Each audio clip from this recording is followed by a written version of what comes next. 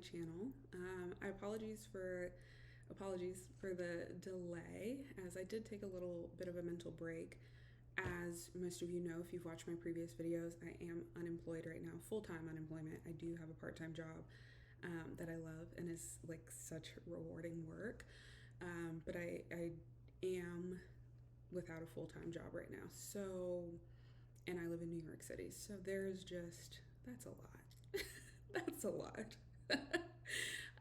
And so with that being said, like it's just been a real task of one, applying for jobs and interviewing is a full-time gig, right? So I'm probably done anywhere from like 30 to 40 interviews in the last 40 days.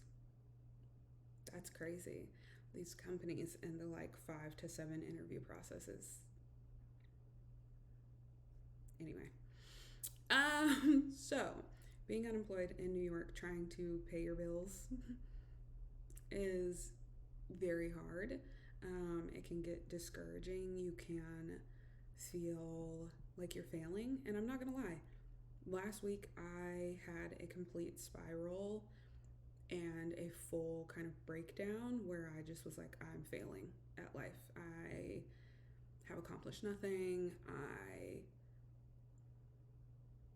just felt so much negativity towards myself and was talking so poorly to myself and really not giving myself the credit and or cheering myself on in the way that I needed to. And you know, with job searching, it can get really discouraging as well because I mean, I said I've done so many interviews, right? I apply to anywhere from like 8 to 15 jobs a day. Like it's a whole thing. And so that kind of segues into what I wanted to talk about next is taking nothing personally. I feel like I've been practicing this, like really, really practicing this for the last 2 years, but especially in this period of applying for jobs has really reminded me of that because a lot of the time when a job doesn't work out, it's not really anything to do with you personally.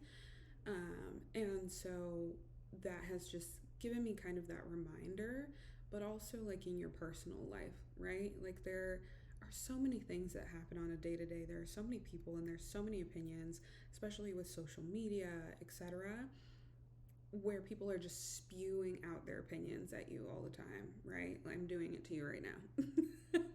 And so with that being said, like there's so many things that stick onto you, you know, during the day. And so I like to think about like if I have a bag of fucks and everyone's just throwing their opinions and whatever they're saying into that bag of fucks, I'm gonna cut the bottom of that bag of fucks and let it all fall out. So that way it doesn't stick onto me.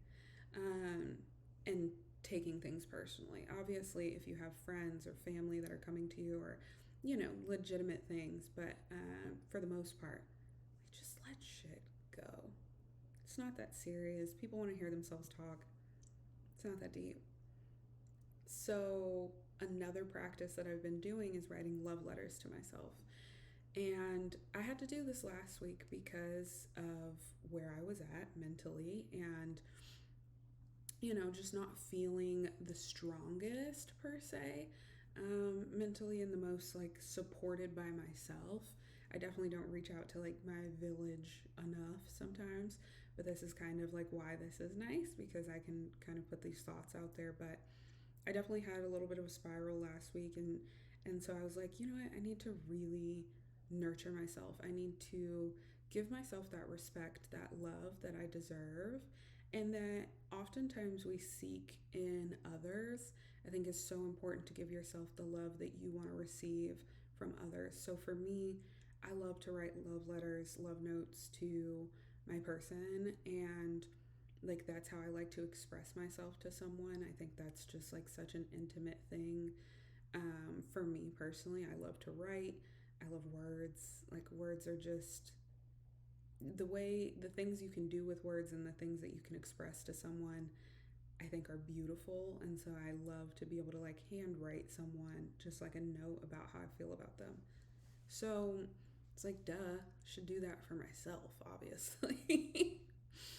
And And so I've been in this practice of writing love letters to myself, and it was just so important last week, especially because I was saying things to myself like I'm a failure, like I've accomplished nothing, feeling so low about myself and speaking so negatively about myself. And so to just kind of see myself gush over the really redeeming qualities about myself and how much I really have accomplished, how far I have come as an individual, as a woman in my career, as someone who's kind of been down a path in life and then, kind of taken a U turn or, reestablished yourself. I don't give myself enough credit. I don't think back enough on what I have done and how far I've come or how far I am for being in this fucking position right now, right here. Okay? So it's just, that's such an amazing act to be able to do for yourself. And it's so healing. Like, I sat there and I've been feeling this energy lately, like a shift is happening. And like there's something coming. I'm on the precipice of something and I'm working so hard to get to it. And I've never seen my future. I've always had these kind of reimaginings of my future throughout my life, but the pictures are more vivid than they've ever been now. And I can really feel this energy. Even the people around me are noticing different things about me, but I'm also noticing the people that are around me are different and things like that. So I just really feel like there's this energetic shift happening. But I think it's also because I'm driving that shift, right? So I'm starting internally with myself of like what my perspective is and how I'm looking at the world, how I'm holding myself accountable. Being unemployed, it's very easy not to have a routine or not to be structured. And so I'm making sure that I have a lot of structure in my life currently, that I have a routine on the daily, that I'm getting up, I'm going to the gym, I'm making myself breakfast, I'm doing all of these activities to make sure that one, when I do get a job, I'm already in this routine. Two, it shows us still a dedication and a love for myself because I could just, wait every day in bed and just say, woe is me and that this is so sad. But I'm still going out there, I'm still living in the way that I know that I deserve. And the love letters to myself I've been writing and clearly stating exactly what I want. I'm asking the universe, I'm asking God for exactly what I want. And that's a little thing. We'll talk about this at some point in a video because we'll talk about kind of faith and all of that. But you'll hear me say that a lot, like God and the universe, because I do believe in each of those entities. Now, with that being said, this has just been kind of like a reworking of my mindset. And I also have been doing an activity where every day I'll think of an action that I want to receive in a relationship. I'll write that action down. And then at the end of the week, I'll go through and I'll have a list of 7 things, 7 actions that I deserve, that I am worthy of because of the type of love that I deserve. Because I'm setting myself to that standard. I know that I'm a woman of that standard. I know that I deserve those things. I know that I actively try and obtain those actions within myself every day. But then also, I know that I'm deserving to receive those. And so therefore, I should never settle, right? And so that's relationships and friendships. That's relationships and career.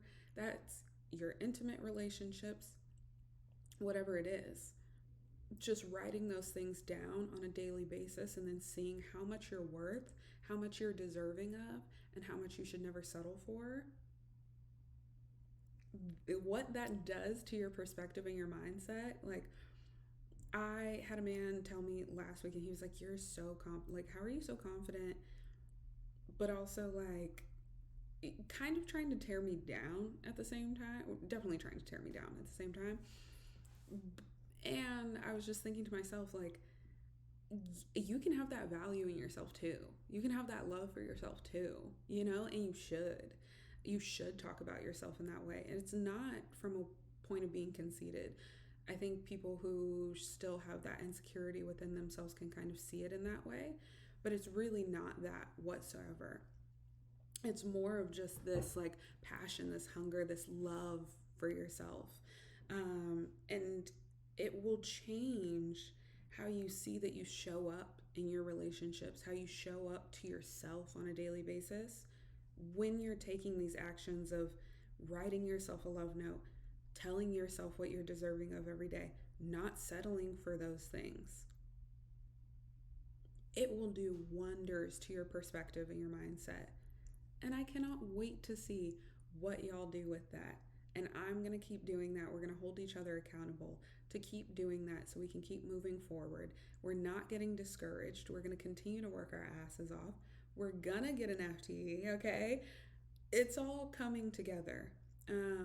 But it's just amazing for me to be able to share this with other people who are also going through these things, other young women, other young adults who are going through this, who feel like we have to have it all together. I'm 30 years old.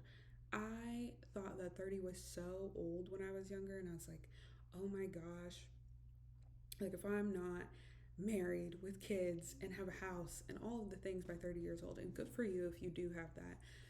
But we're just figuring life out. Like, no one told me that adults don't have anything figured out when I was younger. Like, nobody knows what they're doing, especially in their 20s. Nobody knows what they're doing.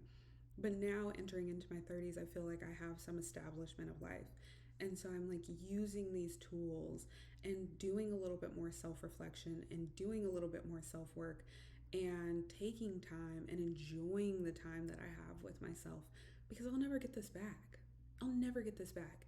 And so if I can work to change my perspective, change my mindset, change the way that I talk to myself, put myself in a better light and love myself more before I never get this time with myself again, and I'm sharing myself with others, I'm so sorry, sharing myself with others, I'm only going to be better for the people that are going to come into my life. T, write yourself a love letter, and I'll see y'all next week.